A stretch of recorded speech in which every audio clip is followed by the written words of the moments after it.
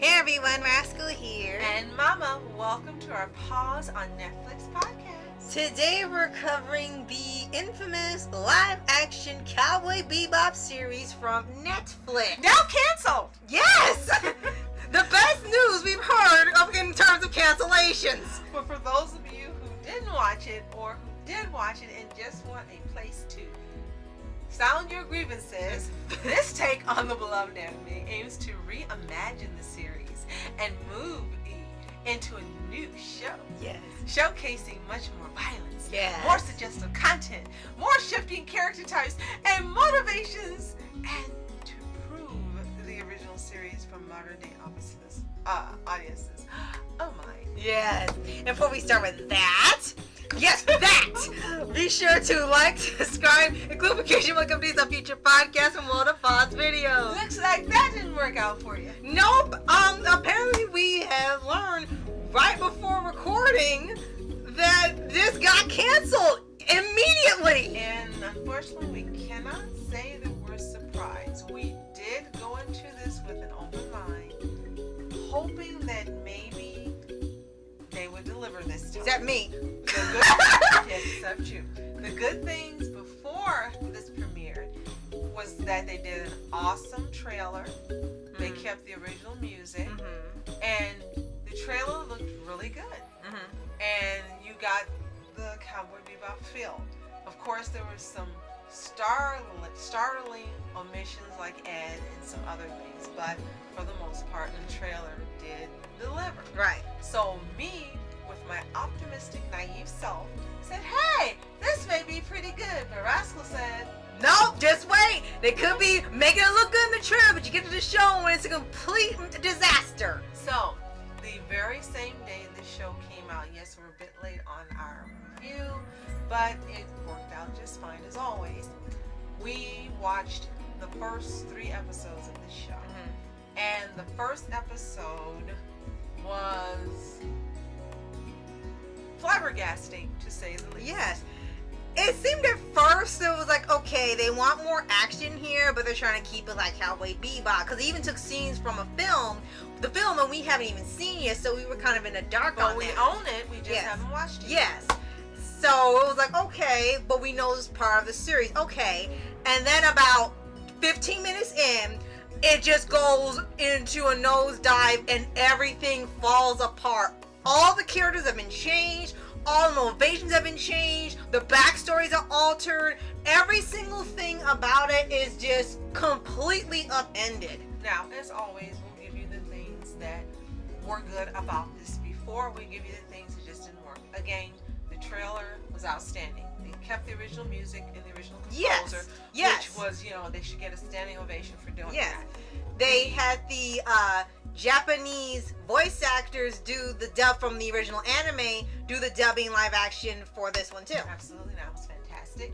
They had one great actor we know of, John Cho, is an amazing actor. I've seen him in many things, so I was not disappointed that they had cast him. I was open to him doing a great job on this show. Let's see, they kind of stuck to the session names for each episode. Yeah, with it being a dance. The dance instead of a song. Yeah, sort of, kind of. And Jet was still in the series, a different version of Jet, but Jet was still there. Faye was there. Not Faye, but this Faye. Yeah. So a version of her was here. And then there were some characters that you were familiar with that are now unfamiliar. Yeah. Let's see, the last good thing I can say is the actors, based on the material they got, they did a good job. They were convincing as whom they were. Yeah. They really were. I can't say anything bad about the actors themselves. The problem with this series was the writing. Yes. Was the content. Was the changes in the characters. They were unrecognizable. Now, we do know, based on reading Miyazaki's book, that it is a common thing in Japan to redo series and movies and so forth, and they not be the same. So we understand that, and we're always open to new interpretations and things of that nature. But this was so so far from the source material, it was unrecognizable, and that is the least of the problems that we noticed with the series. Yes. They decided to do about a few episodes of season 1. 10 episodes, about nearly reaching an hour. And they took a 20-minute storyline and tried to drag it out into 40 minutes or try to make the full hour mark. But they say it's an hour, but you get to there, they're only 40 minutes or 30 minutes, so the time step isn't even correct. And the problem with that is that these sessions were kind of quick and done unless they were two-parters. But here, they add in so much stuff that doesn't do anything for this new story or the original of the characters. It feels like they're just trying to pad it out to fill in the timestamp and then get back to the story. And then what you're left is something that could have been done in less than 30 minutes. I feel like you kind of wasted extra time watching an episode that could have been done much sooner and more efficiently with the anime. Very true. Before we get to each of the individual main characters you would know, or wouldn't know here, the things that really was surprising about this was the graphic, unnecessary violence. It was just too much. Unbelievable. It was like watching a horror slasher, old school mobster movie. And we don't say that lightly. It's not like, oh, we're wussies and we don't like, something. Well, we watch Stranger like Things that. and stuff, so we can handle somewhat of it. And we've watched horror movies and so forth, but this, it was so graphic and so violent. It was not Cowboy Bebop. Right. Because you had the guns, and yes, you had some people shooting, and yes, you had some right. characters that got killed off. Yeah. But not in the way that it was done for this live action. It was just brutal. Exactly. It was akin to a slasher film, and we'll get to this version of Spike in a minute. I don't want to go there yet. Yeah.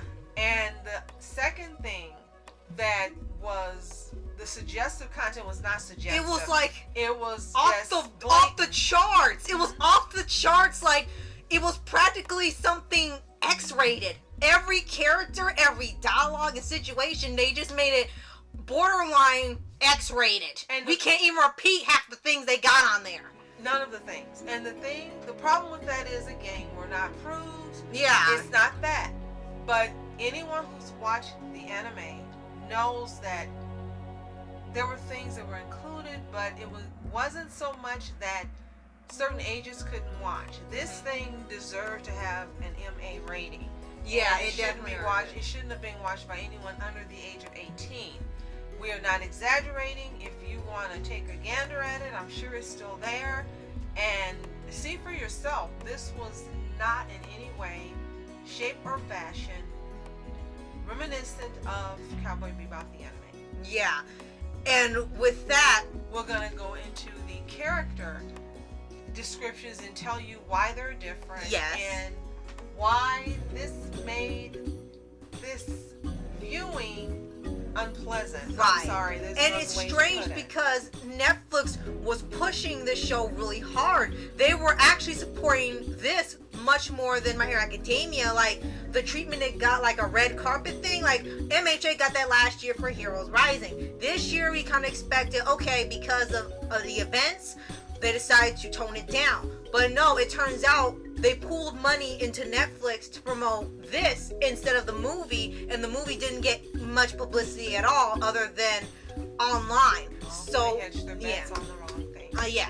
So we'll do with each character, and we'll tell you what worked and what absolutely didn't work. So of course we'll start with John Cho. Yeah, as Spike. He looked good, in great shape. His hair is reminiscent of the character, but it wasn't green. He had a suit on that pretty much was exactly the same, but tie too. He had on the suit. Yeah. Wrong shoes, by the way. In the anime, he had on black round toe boots, and here he had on brown wingtips. Go figure, brown and blue. Instead of the black, just didn't make sense. Right. John Cho, as usual, again, forgive me guys, I am slipping because I'm really, really passionate about how this didn't work, so forgive me. He did a great job acting and portraying the content he was given. He was convincing as who he was. He was so convincing as this new Spike that he was unlikable. And this is the problem. Yes, the whole time you're watching it, They have a point here where you know how Spike was in the anime and what his past was as the anime goes on. And here, they attempt to do the same thing, but in this turnaround, you know how Spike was hesitant to shoot people or people they were really after. But when they get to here, Spike has no hesitation on who to shoot. Whether they're good, bad, bounty hunter, in the morally gray, man, woman, that doesn't matter.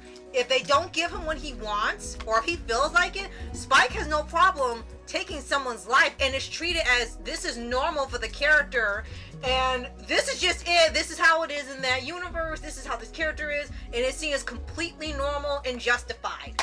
And in that same vein, even if you give him the information you want, he killed them anyway.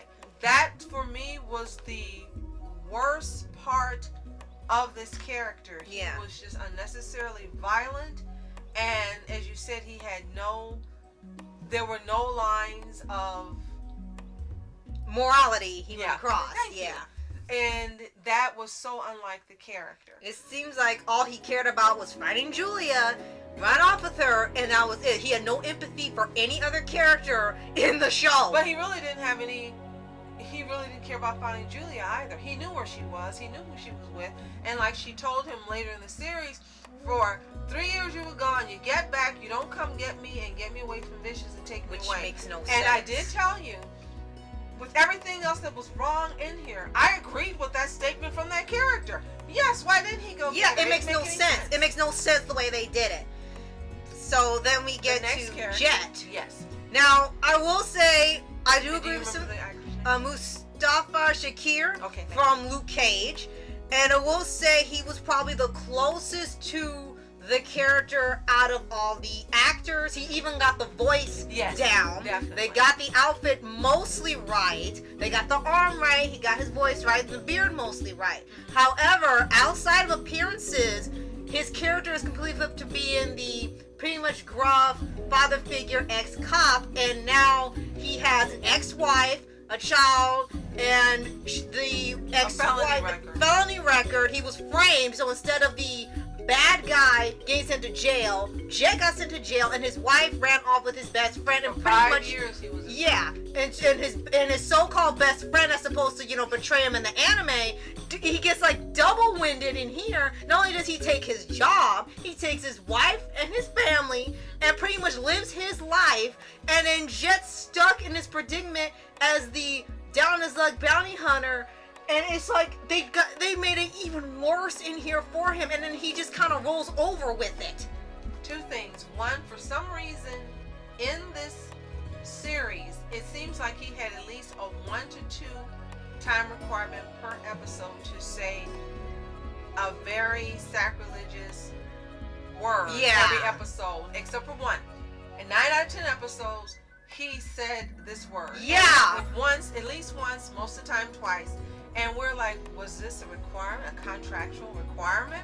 I thought you said that you were making him a softer Jack, but then he kept saying this over and over again. Yeah, they didn't want him to be more of a force like he was in the original, like with his nickname, the Black Dog. They kind of wiped that all away because they didn't want him portrayed as, they think he was going to be portrayed violently, so they toned him down. Except for a tasteless joke that became a meme. Right. So with that, his whole character just had become about getting on the good side with the wife and with the daughter, because there's no way that she's gonna go back to him. And it's weird because in the anime they made this one-off joke where he had the ex-girlfriend and was just an ex-girlfriend, and so the guy she was with is her new husband. They had 3 kids. He was shocked. He said, "Oh, I'm just kidding. He's just a friend," and he really wasn't. But it's like they took that joke, that one-off joke to throw you off, and said, hey, let's make that real and just add that to the character now. And it completely butchered his father figure image for the Bebop crew, because now he's one to this kid and he could care less about the rest of the people on the ship. Of course, he's younger than Spike is now. Yeah. So 2 more things about Jet. One, oddly enough, well, first I should say he did a great job with the content he was given. He was very convincing. Yeah. Nothing wrong with the acting ability whatsoever. Right. Outstanding. Oddly enough, he was the only likable character in this entire show. Mostly, yeah. Yeah, he was the only one that you could like. And it was odd because, again, he was so different that he was unrecognizable. But still, this particular character had some form of morality and personality that remained. Right, pretty versus much. everyone else that was in it. And I think that's why you could at least somewhat sort of like this character. You just found that, again, as you said, they really gave him a really bad, they totally screwed him over. Yeah. As a character. Right. And then Next you have we get to Faye Valentine. This version of Faye Valentine played by Daniela Pineda. Yes. Okay. And this one, well, most people already know about the situation from online. And but we're not speaking in terms exactly, of her outfit. It has exactly. nothing to do with her outfit. Exactly. or how That's she already dressed. been talked about already online. So going past that, her accident here, this is like they say, this is not Faye Valentine. This is an entirely new character with her namesake. She is completely different from the anime altogether. Not just in her attire, but her attitude, her dialogue, what her skills are. Everything has been completely Who she is upended. as a person. Yes. And you also are getting the experience of learning her backstory and who she is, like she did in the anime. Right. You kind of were going along with her, finding out everything as she did. Yeah. But in here, well, they said, oh heck, let's just write that stupid And throw it out. story off, and let's give her this really warped, stupid backstory. Yeah, and a bunch of characters got extra backstory that was not necessary. But with Faye, they only focused on her backstory for one episode, and even less than that because you don't really get a backstory of anything about her until like the last few minutes of one episode. Other than that, she's completely in the dark about herself, as you are, and they even added new characters to make it even more complicated. And for this version of Faye, they were so interested in making her not use her looks to get what she wanted, they Right. completely forgot about making her likable. And this particular version of Faye is so intent on letting you know, I'm one of the guys. I don't care about the womanly things in terms of having to use them to defeat someone or to get information, or however they did in the anime. And they made her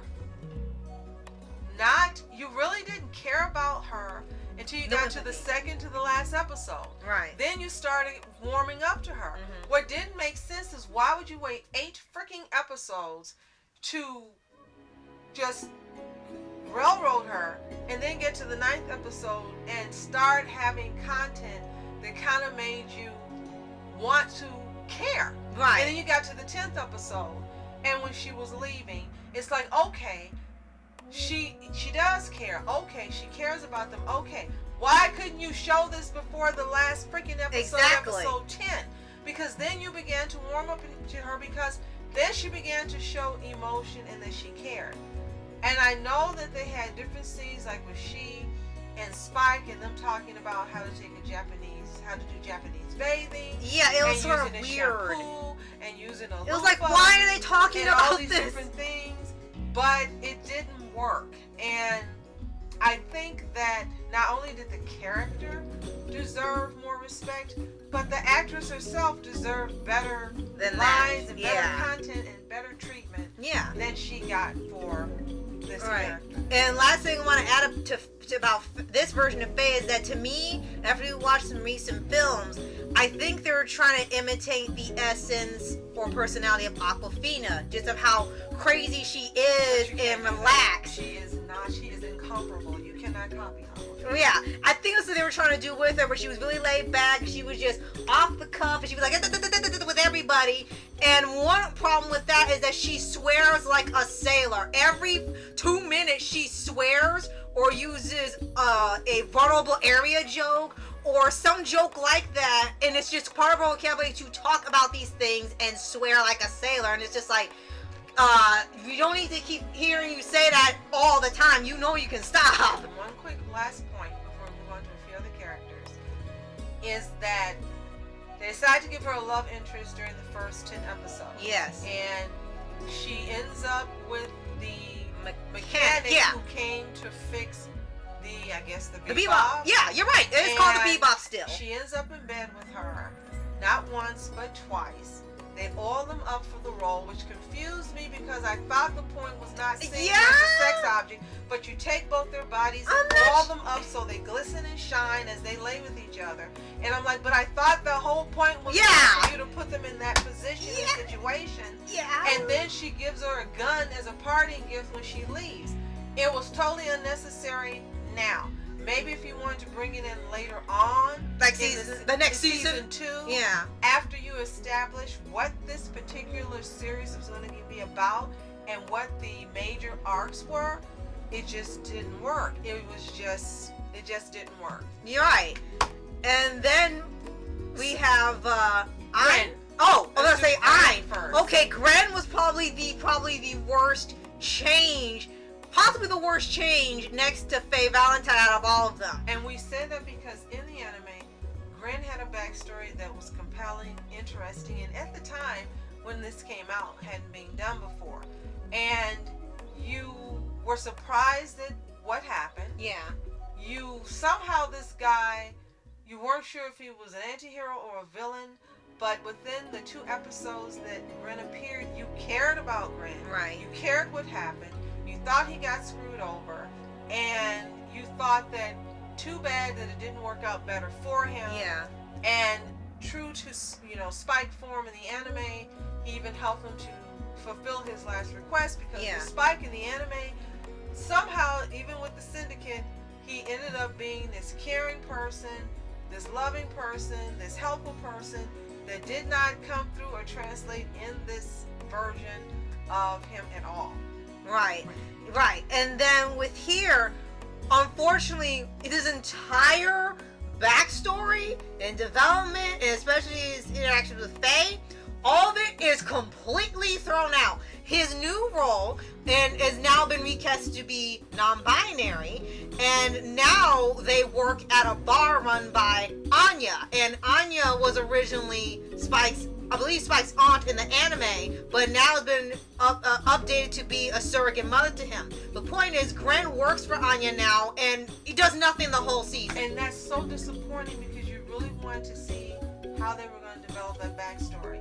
To take this character and just relegate this character to a secondary character that happens to be here and dresses well and looks good, again, was an insult to the character and an insult to the actor portraying Gren. And that just seemed to be the outlying thread throughout the series. Insults. They insulted not only the original character, but also the actor that was portraying the character. Yes, absolutely. Because, like I said, Gren has no purpose in here. Gren is just there and to be on the screen every once in a while. There's nothing else to it. And Anya, what we told you is about all you need to know with Anya, which is really sad. Yeah. Ein. And now we have Ein, who will say, yes, he is a very, very cute dog. Yes. They have 2 dogs playing Ein, and very adorable. They did get the look of him right, but one problem is that Ein is no longer a data dog. He's not super intelligent. They've revealed that he comes from the same background as Perot, the mad clown, and now he's got secret powers. He doesn't have super intelligence. He's not brilliant. He doesn't have the mind of a human. He just sort of is there. He acts like a dog. He looks like a dog. He's got some powers. He is a dog, and he's got some powers that'll show up every now and then. And he has his eyes can become a camera or something, and that is it. He has no super intelligence whatsoever. He's just there to look cute and be cute. Yes, he was adorable, so was the original, but there was no substance. The dog was pretty much there to be cute because they kept saying how adorable he was. They wanted people to love the dog more than the people. And again, it got to a point where I just stopped showing up in some of the episodes because we saw in the bloopers it was getting difficult to train because that was not neither dog's name, so it wasn't listening to commands, so they just started taking him out of the series. So the last 2 we're going to discuss are Vicious. Yes, and Ed. Vicious. Oh, okay. So Vicious, they tried to flesh him out way more than necessary, but to a point where he was laughable. Oh, You well, no 3. longer Julia also. right. You no longer took him seriously as a villain. Yeah, there wasn't much to him, but the point was you didn't need to. He was bad news the minute you saw him on screen and fought with Spike. You didn't need to know much more. He was not to be trifled with. Now he's like you said, almost like mafia. He's almost like a joke. He's now Justice is a code name because Spike has Fearless for some reason. Name? Yeah, I don't get that. And the whole thing here is that he married Julia because thought Spike was dead. And that kind of was the biggest why disappointment. One of the biggest disappointments in this series because you were waiting to see him look for her and they find each other and how they would do that. Well, to hell with that. Yeah. And now this whole arc of his is trying to become the head of Syndicate. And his father, who never existed in the original, his father runs the Syndicate, and his entire thing is that he has daddy issues. That's what they literally say within there. And his entire thing is that he's immature, so he thinks by taking out his own father and taking over the Syndicate, he'll rise to be more respected, when people didn't respect him that much anyway. Does that anyway. sound familiar, Avatar The Last Airbender viewers? Yeah, I'm like, what story is this? Why is all of this necessary? What? It was just too much. Lord. You mean the Fire Lord? Yeah, that's what it was. It was just that story reinvented the same thing. Right. And the actor who portrayed him did a good job with the content he was given. He was very convincing, very unlikable, very vicious. Yeah. But the character himself and was just not what you were looking to experience. And quick thing I mentioned, so you have to go through all the villains. So many villains were missing. I guess they were saying for season 2. I really didn't like they didn't have Win in there because they really missed an opportunity to have a kid actor. And all the villains in there are really just like gone after one episode and have no impact on the story. And now we can talk about Julia. Yes. Second to last. And since this series is being canceled, we might as well tell you that at the end of episode 10, Julia's becomes a villain. Yes! She doesn't get taken out like in the anime. She betrays both Vicious and Spike. She don't need either of them. And she takes over the Syndicate, proving just how capable she was at being in charge. Mm-hmm. And it's like, where did this come from? Where did any of these storylines come from? How did you go from the anime and get all this? And it was so obvious she was planning this from the episode she began, and you could see the wheels turning. Rascal called it from the minute she came on screen. She said exactly what was going to happen, and it happened. Yes. And I was like, how in the heck did you know? And for the actress that portrayed her, unfortunately, she was better at playing the villain than she was at playing Julia. And for me, the big difference in this Julia was in the anime, she was tall, she was elegant, she was sophisticated, she dressed very well, she was mysterious.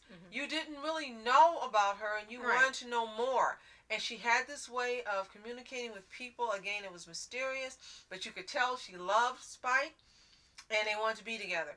Not this Julia. She was whiny. She was conniving.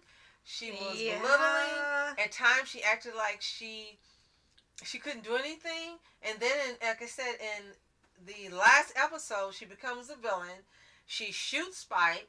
She chains up Vicious and keeps him in a room like a dog. And it's like, why did you go through portraying her as this helpless character that takes power? It wasn't that. That's not what she portrayed. It was just like this boring, lifeless character that suddenly in the last episode got to come to life. Yeah. And be whom she really was in the beginning. And the weird part is that they stated this was supposed to bring doing justice to the female characters. Like, no, you didn't. You care nothing for these versions of the characters. And last but not least, we'll go to Ed! And people have been questioning this from the time it got released and they showed the cast. Where is Ed? Who's playing Ed? Where is Ed? And nobody would ever tell anybody anything. They refused to answer the question. They just said, oh yeah, Ed's in it, and never told you anything. And then when you watch the series, you finally episode 10, the last minute, Ed, not Ed, shows up. And and then you wish Ed didn't show up. And for more on that topic, we really believe you need to go and research online if you didn't see it. Yes. We're not really going to talk about it because we don't want to badmouth the young actor. Yes, young actor that plays the role. Well, it was just a really bad decision that happened with Ed. Right. And we will say this. With the cliffhanger supposed to go into the plot of the Cowboy Bebop movie, and that's was supposed to be season 2, and I guess Ed was supposed to have a bigger role with that. And the other thing was that the personality of Ed had changed drastically. For some reason, they thought Radical Ed meant being crazy, Poochie crazy on the Woo! Simpsons. Hey, but no, it was radical because of how young she was, and she was designated as a she in the anime. Yes. And she was brilliant, and she was doing all this hacking at her age. Yeah. That's what was radical. She was the sweetest thing, the sweetest character. She was goofy and lovable and fun. And you really loved Ed. But the way they were portraying Ed in this live action wasn't radical. It was mental. Yeah. And the weird thing is that when we rewatched the anime, we saw, there were a lot of things going on in that show. But when we watched it with Ed was actually really calm. Mm-hmm. She would have crazy moments, be spastic. And not too old, like you've been told. Yeah, not too young. Have some fun. What the heck? She would say weird things and do weird things and be crazy sometimes, but for the most part, they could carry a conversation with her. She was actually calm for majority of her scenes, unless it was the mushroom episode, and that was ballistic. But aside from that, she's actually a really calm character unless she goes nuts at certain points. But in here, I think the new thing was that the character is crazy 24/7, and you have to learn to decode all the craziness. And screaming and yelling at the camera. Yeah. Which totally just left you staring at the screen. So there you have it. This is pretty much the gist of the season 1, only season of Cowboy Bebop, the live action series. If you are interested just to see what happens, because you know that once you go down the rabbit hole, there is an end this time. It's available on Netflix to view. Yes. Do we recommend it? I really feel very unfortunate having to say this, but I wouldn't recommend watching it. No. We are avid Cowboy Bebop fans. We love it. We love the series. We love everything about it except for the ending, Spike dying off. And I thought in this version they were going to do him justice. He remained alive, and we get to see more of him. But this is not Spike. Right. And therein lies the problem. This is not the character we know from the anime. This is the character that is so different, so unrecognizable, so uncaring, so violent, so selfish, so underhanded. And as Jet and a couple other people pointed out, he could tell the truth to people. Like Julia and Jet, and he chose not to. Yeah. And that is just unacceptable. Yeah. And it's unfortunate because the thing we saw, some people were excited until more things came out. And then it got to the point where they were saying, in response to the negativity towards the reception of it, is that they claim they wanted to, quote, fix the mistakes of the anime and do more justice to the real life people, but you can't fix Cowboy Bebop. It was made in 1998, and the whole world was different then. And the fact that this particular series was supposed to take place in the future, 2071, how can you go back and fix the future and this is the past? I mean, it's like someone wasn't thinking. Yeah. That was the future, so there was no fixing it. The future was already set in stone for this anime, and it worked. And it was brilliant, and it was perfect, and it was nothing that needed to be corrected. We know the gentleman who did the scripting and so forth. Mm-hmm. So clearly to me, this means that, in my opinion, he's not a Cowboy Bebop fan. Unfortunately, yeah. So, if you've seen Cowboy Bebop live action series on Netflix, let us know what you think in the comments below. Do you agree with us on some, all, or do you disagree? Did you love it? Do you hate it?